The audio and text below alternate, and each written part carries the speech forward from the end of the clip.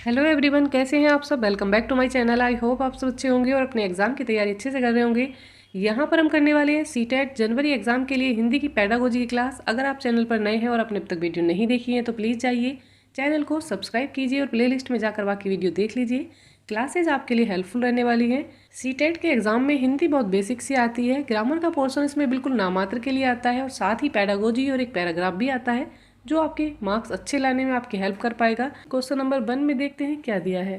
Question number 1 में दिया है निम्नलिखित में से कौन सी भाषा अधिगम के लिए प्रमाणिक सामग्री नहीं है।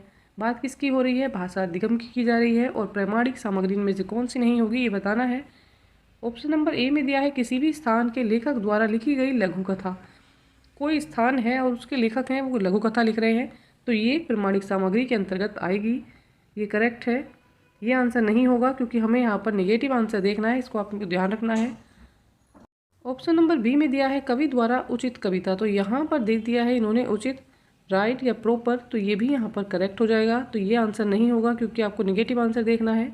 पार्ट सी में दिया है पाठ्य पुस्तक लेखक द्वारा पाठ्य पुस्तक के लिए कविता लिखना। जैसे मैं आपको यहाँ पर पेडागोजी सॉल्व करा रही हूँ और उसको समझाने के लिए मैं अभी एक उदाहरण के तौर पर हाल फिलहाल एक कविता लिख देती हूँ तो वो जो है प्रमाणिक सामग्री के रूप में नहीं आएगी। तो ऑप्शन नंबर जो सी है ये यहाँ पर करेक्ट हो जाएगा क्योंकि हमें नेगेटिव आंसर में देखना था और ये नेगेटिव है। डी में दिया है रेलवे की समय सारणी, तो रेलवे की जो समय सारणी होती है वो प्रमाणिक सामग्री में आती है तो ये भी यहाँ पर पॉजिटिव आंसर है, ये रॉन्ग हो जाएगा। बाकी ऑप्शन जो है आप कट कर देंगे। क्वेश्चन नंबर 2 में यहाँ पर दिया है निम्नलिखित में से कौन सी भाषा संलग्नता वाली गतिविधि यहाँ पर नहीं है। तो कौन सी गतिविधि इनमें से भाषा संलग्नता वाली दिखाई नहीं दे रही है।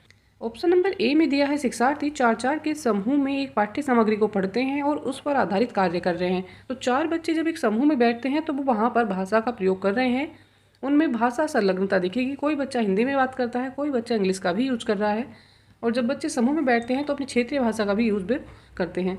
तो यहाँ पर ये पॉजिटिव पॉइंट है इसलिए रॉन्ग हो जाएगा। बी में दिया है शिक्षार्थी गांव में जाकर लोगों से उनके काम के बारे में बात कर रहे हैं। तो शिक्षार्थी लोगों से बात कर रहे हैं तो वहाँ पर क्या करेंगे, वो अपनी भाषा का प्रयोग करेंगे और गांव के लोगों की भाषा को भी जानेंगे तो यहाँ पर भी भाषा संलग्नता दिखाई देगी। ऑप्शन नंबर बी भी रॉन्ग हो जाएगा। ऑप्शन नंबर सी में दिया है शिक्षार्थी पूरे सप्ताह की गतिविधियों और भावनाओं को अपनी डायरी में लिखेंगे। तो जब इन चीज़ों को वो अपनी डायरी में लिखेंगे तो अपने शब्दों में भाषा का प्रयोग अवश्य करेंगे। ये भी यहाँ पर पॉजिटिव पॉइंट है इसलिए रॉन्ग हो जाएगा। ऑप्शन नंबर डी में दिया है शिक्षार्थी अध्यापक द्वारा बोली जा रही कविता को दोहराएंगे। ऑप्शन नंबर जो डी है ये करेक्ट हो जाएगा। शिक्षार्थी अध्यापक द्वारा बोली जा रही कविता को केवल दोहरा रहे हैं, कोई नई भाषा का उपयोग नहीं कर रहे हैं, खुद की भाषा का भी उपयोग वो वहाँ पर नहीं कर रहे हैं। तो यहाँ पर ऑप्शन नंबर डी जो है ये करेक्ट हो जाएगा। हमें निगेटिव मैच करते आंसर देखना था, ये राइट आंसर है। देख लेते हैं question number next. Question number 3 में दिया है निपुण भारत कार्यक्रम का क्या उद्देश्य है। तो इसका उद्देश्य हमें बताना है। देख लेते हैं ऑप्शन क्या दिए हैं। ऑप्शन नंबर ए में यहाँ पर दिया है वर्ष 2025 तक प्राथमिक विद्यालयों में सार्वभौमिक बुनियादी साक्षरता और संख्या ज्ञान प्राप्त करना। तो ये यहाँ पर पॉजिटिव पॉइंट है। चलिए देख लेंगे नेक्स्ट पॉइंट। 2028 तक कक्षा 10 और उससे ऊपर सभी शिक्षार्थियों द्वारा सभी के लिए पठन क्षमता अर्जित करना। तो ये यहाँ पर रॉन्ग हो जाएगा। ऐसी बात जो है राष्ट्रीय शिक्षा नीति में नहीं की गई है। देख लेते हैं ऑप्शन नंबर सी में यहाँ पर क्या दिया है। विद्यालय में शिक्षार्थियों द्वारा साक्षरता और संख्या ज्ञान को सुन्नत करना। तो ये भी यहाँ पर निपुण भारत कार्यक्रम का उद्देश्य के अंतर्गत नहीं है, रॉन्ग हो जाएगा।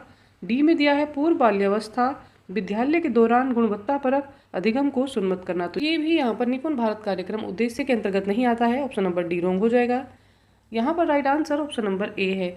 वर्ष 2025 तक सभी प्राथमिक विद्यालयों में क्या सुन्नत कर लिया जाए कि जो छोटे बच्चे हैं उनकी सार्वभौमिक बुनियादी साक्षरता जो है वो पूरी हो सके और उनको संख्या ज्ञान जो है ये प्राप्त हो सके। ये निपुण भारत कार्यक्रम का उद्देश्य है। देख लेते हैं क्वेश्चन नंबर 4। क्वेश्चन नंबर 4 में दिया है निम्नलिखित में से कौन सा बुनियादी पठन कौशल नहीं है। तो बुनियादी पठन कौशल इनमें से कौन सा नहीं है। कोडिंग करना, डिकोडिंग करना, ये सब बुनियादी पठन कौशल में आता है तो ये यहाँ पर राइट आंसर नहीं होगा क्योंकि हमें नेगेटिव मैच करता आंसर देखना है। दूसरा दिया है शब्द को पहचानना, बच्चे शब्दों को पहचानना सीख रहे हैं तो ये भी पठन कौशल के अंतर्गत आएगा, ये भी रॉन्ग हो जाएगा। सी में दिया है रूप विज्ञान और डी में दिया है पठन शब्द भंडार। तो जो पठन शब्द भंडार होते हैं ये भी पठन कौशल के अंतर्गत आते हैं, ये भी राइट आंसर नहीं होगा। ऑप्शन नंबर सी यहाँ पर करेक्ट हो जाएगा। रूप विज्ञान जो है ये पठन कौशल के अंतर्गत नहीं आता है तो यहाँ पर देखना था बुनियादी पठन कौशल में नहीं है। तो कौन सा नहीं है, ये है रूप विज्ञान। चलिए देख लेते हैं क्वेश्चन नंबर 5। क्वेश्चन नंबर 5 में यहाँ पर दिया है, एक शिक्षिका छोटे बच्चों को शुरुआती वर्षों में नियंत्रण अथवा प्रोत्साहन के रूप में अपनी भाषा अर्जित करने के योग्य बनाती है और उसी के अनुरूप व्यवहार करने के लिए कहती है। वे का अनुगमन कर रहे हैं, तो वे बच्चे किस चीज़ का यहाँ पर अनुगमन कर रहे हैं? ऑप्शन नंबर ए में दिया है स्वयं करो रणनीति, तो यहाँ पर स्वयं करो रणनीति नहीं है। टीचर ने क्या किया है, शुरुआती वर्षों में उनका नियंत्रण अथवा प्रोत्साहन कर रही है।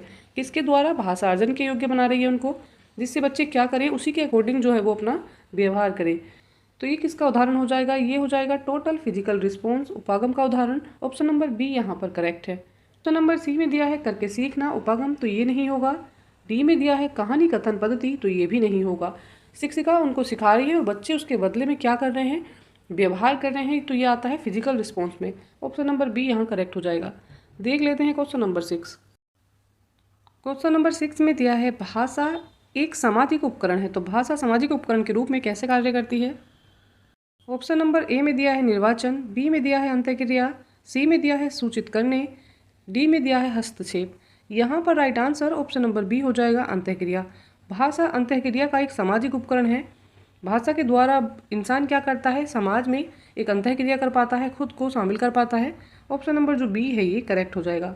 चलिए देखते हैं क्वेश्चन नंबर 7। क्वेश्चन नंबर 7 में दिया है पढ़ते समय विवरण, स्थान, नाम, तारीख और समय आदि को खोजना, ये क्या कहलाता है? तो यहाँ पर ये क्या कहलाएगा? वैश्विक अवबोधन ये नहीं होगा। ऑप्शन नंबर बी में दिया है स्थानिक अवबोधन, तो ये पॉजिटिव हो जाएगा। सी में दिया है निष्कर्ष निकालना और डी में दिया है पाठ्य वस्तु का निर्वाचन, तो बाकी के ऑप्शन जो हैं ये रॉन्ग हो जाएंगे। Right answer option number B है। पढ़ते समय अगर आप स्थान, तारीख, समय आदि का विवरण रख रहे हैं तो ये सब चीज़ें किस में आ रही हैं, ये स्थानिक अवबोधन में या स्थानीय अवबोधन में आ रही हैं। ऑप्शन नंबर बी करेक्ट हो जाएगा। देख लेंगे क्वेश्चन नंबर 8। क्वेश्चन नंबर 8 में दिया है एक शिक्षिका कक्षा 5 के शिक्षार्थियों को पढ़ने का आनंद लेने के लिए और अवधारणा को बेहतर समझ प्राप्त कराने के लिए एक लंबा लेख पढ़ने के लिए कहती है। वे का अभ्यास कर रहे हैं, तो वे किस चीज़ का अभ्यास उनको करवाना चाह रही है या करा रही है? ऑप्शन नंबर ए में दिया है विस्तृत पठन, बी में दिया है गहन पठन, सी में दिया है जिग्सा पठन और डी में दिया है साथी पठन। यहाँ पर right answer option number A हो जाएगा। इसको विस्तृत पठन के अंतर्गत रखा जाएगा क्योंकि क्वेश्चन में ही यहाँ पर दिया है कि वह उनको एक लंबा लेख पढ़ने के लिए कहती है, तो ये विस्तृत पठन है। ऑप्शन नंबर ए यहाँ करेक्ट हो जाएगा। देख लेते हैं क्वेश्चन नंबर 9। क्वेश्चन नंबर 9 में दिया है एक शिक्षक छोटे बच्चों को नए शब्द सिखाने के लिए वास्तविक वस्तुओं का उपयोग करती है, क्योंकि तो वह वास्तविक वस्तुओं का उपयोग क्यों कर रही है? ए में दिया है शब्दों की सही बरतनी के शिक्षण में मदद करता है, बी में दिया है हम शब्द भंडार का शिक्षण केवल वास्तविक वस्तुओं से ही कर सकते हैं, सी में दिया है छोटे बच्चे अमूर्त चिंतन के योग्य नहीं होते, ऑप्शन नंबर डी में दिया है यह शिक्षार्थियों को शब्द और वस्तुओं के बीच संबंध जोड़ने में मदद करता है जो वे अपने वास्तविक जीवन में देखते हैं। तो यहाँ पर राइट आंसर क्या हो जाएगा? ऑप्शन नंबर जो डी है ये सबसे ज़्यादा सुटेबल और करेक्ट है, ये राइट हो जाएगा। का क्या कर रही है, छोटे बच्चे हैं उनको नए शब्द सिखाना चाह रही है। तो मान लीजिए उनको एप्पल शब्द जो है वो बच्चों को सिखाना है, तो वो एक एप्पल दिखाएंगे और बच्चों को बताएंगे कि इसका नाम एप्पल होता है। तो बच्चे चीज़ों को देखकर ज़्यादा जल्दी सीख जाते हैं, उनको समझ आता है। जो चीज़ें वे कक्षा में देखते हैं और अपने घर पर या बाहरी जीवन में देखते हैं तो वो उसको तुरंत कनेक्ट कर लेते हैं और चीज़ों को याद रखते हैं, उनको वो चीज़ें समझ आ जाती हैं। ऑप्शन नंबर जो डी है ये करेक्ट हो जाएगा। चलिए देख लेते हैं क्वेश्चन नंबर 10। इस तरीके से बच्चे इजीली और आसानी से सीख पाएंगे, तो ऑप्शन नंबर जो डी है ये करेक्ट हो जाएगा। देखते हैं क्वेश्चन नंबर 10। क्वेश्चन नंबर 10 में दिया है जब एक शिक्षार्थी को नई भाषा सिखाते हैं लेकिन वह उसे बोलता नहीं है, इस अवधि को क्या कहते हैं? बाक उदयमान कहते हैं, मूक कहते हैं, प्रारंभिक उत्पादन कहते हैं। ऑप्शन नंबर डी में दिया है उदयमान। यहाँ पर right answer option number B हो जाएगा, मूक। इसको मूक कहते हैं जब बच्चा नई भाषा सीखता है और उस अवधि में वह बोलता नहीं है तो उस अवधि को मूक बोला जाता है।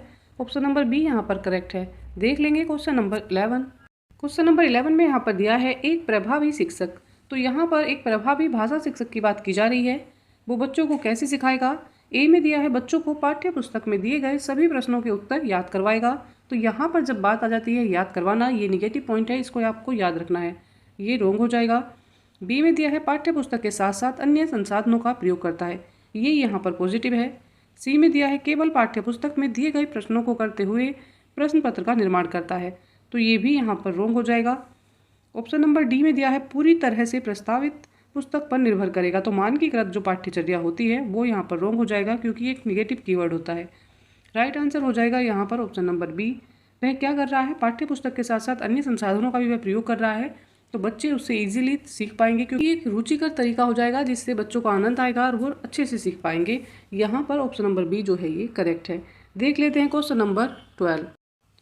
क्वेश्चन नंबर 12 में दिया है उपचारात्मक शिक्षण क्या है। तो रेमेडियल टीचिंग यहाँ पर क्या होती है? शिक्षार्थियों के सीखने में आने वाली रिक्तियों को भरना। बी में दिया है गलत रूप से समझी गई धारणाओं को सही करना, तो ये यहाँ पर रॉन्ग हो जाएगा। कक्षा में सजातीयता को बनाए रखना, तो ये भी इसका उद्देश्य नहीं। नई भाषा गतिविधि से परिचय कराना, ये भी उपचारात्मक शिक्षण का उद्देश्य नहीं है। यहाँ पर right answer option number A हो जाएगा। जब भी बात होती है रेमेडियल टीचिंग की या उपचारात्मक शिक्षण की, तो ये क्या करता है, बच्चों को जो सीखने में समस्याएं आ रही हैं, जो उनकी गलतियां हो रही हैं बार बार, उन कमियों को पूरा करना, उन रिक्तियों को भरना, ये इसका उद्देश्य होता है। अगर आपको चोट लग जाती है तब आप उसका उपचार लेंगे, उसका उपचार करवाएंगे, तो यहाँ पर यही उपचारात्मक शिक्षण का भी कार्य है। ऑप्शन नंबर जो ए है ये करेक्ट हो जाएगा। देखते हैं क्वेश्चन नंबर 13। क्वेश्चन नंबर 13 में दिया है सीखने की वह अक्षमता जो हमारे पढ़ने, निर्वाचन करने और अक्षरों, शब्दों और संकेतों को समझने की योग्यता को प्रभावित करती है। तो ये क्या कहलाती है? ऑप्शन नंबर ए में दिया है डिस्लेक्सिया, ऑप्शन नंबर बी में दिया है डिस्कैलकुलिया, ऑप्शन नंबर सी में दिया है डिस्फेजिया और ऑप्शन नंबर डी में दिया है डिस्प्रेक्सिया। यहाँ पर राइट आंसर क्या हो जाएगा? यहाँ पर right answer option number A हो जाएगा, डिस्लेक्सिया। इसको बोला जाता है डिस्लेक्सिया जब बच्चा सीखने में अक्षम होता है, अर्थात इसको लर्निंग डिसऑर्डर भी बोलते हैं। बच्चा सीख नहीं पा रहा है और सीखने के बाद अक्षरों और संकेतों को समझने की योग्यता उसकी प्रभावित हो रही है, तो ये डिस्लेक्सिया कहलाता है। ऑप्शन नंबर ए करेक्ट है। देखते हैं क्वेश्चन नंबर 14। क्वेश्चन नंबर 14 में दिया है निम्नलिखित में से कौन सा भाषा की कक्षा में प्रिंट समृद्ध परिवेश में आता है। तो यहाँ पर बात हो रही है प्रिंट समृद्ध की। ऑप्शन नंबर ए में दिया है कक्षा में प्रदर्शित चार्ट्स, पोस्टर, कक्षा में दिए गए प्रदत्त कार्य। बी में दिया है परिवेश में sign boards, plates card, labels और रैपर्स आदि। कक्षा के पुस्तकालय की अलमारियों में रखी हुई पुस्तकें। और डी में दिया है इलेक्ट्रॉनिक मीडिया जैसे कि टीवी, कंप्यूटर और स्मार्टफोन आदि। तो ऑप्शन नंबर जो डी में दिए हैं टीवी, कंप्यूटर और स्मार्टफोन, ये सब आ जाएंगे डिजिटल में, तो ये नहीं होगा। कक्षा की पुस्तकालय में जो पुस्तकें रखी हैं ये भी यहाँ पर नहीं होगा। परिवेश में साइन बोर्ड और प्ले कार्ड से बच्चों का यहाँ पर कोई सरोकार नहीं। ऑप्शन नंबर जो ए है ये करेक्ट हो जाएगा। कक्षा में प्रदर्शित चार्ट्स, पोस्टर और कक्षा के जो प्रदत्त कार्य उनको दिए जा रहे हैं ये प्रिंट समृद्ध परिवेश में आते हैं। बच्चे इससे बहुत आसानी से सीखेंगे, बहुत ईजी तरीके से इससे सीखेंगे। ऑप्शन नंबर जो ए है ये करेक्ट हो जाएगा। चलिए देखते हैं क्वेश्चन नंबर 15। क्वेश्चन नंबर 15 में दिया है प्रथम पीढ़ी के शिक्षार्थी वे हैं जो। तो यहाँ पर प्रथम पीढ़ी के शिक्षार्थी कौन होते हैं? अपने परिवार में सबसे पहले विद्यालय गए हैं, दाखिला लेने के लिए विद्यालय में पहली बार आए हैं, विद्यालय में विद्यालय तैयारी कार्यक्रम में हिस्सा ले रहे हैं, और डी में दिया है विद्यालय में पहली बार भाषा सीख रहे हैं। यहाँ पर right answer option number A हो जाएगा। प्रथम पीढ़ी के शिक्षार्थी वे कहलाते हैं जो अपने परिवार से सबसे पहले विद्यालय गए हों, जिन्होंने शिक्षा सबसे पहले प्रारंभ की हो। ऑप्शन नंबर जो ए है ये करेक्ट हो जाएगा।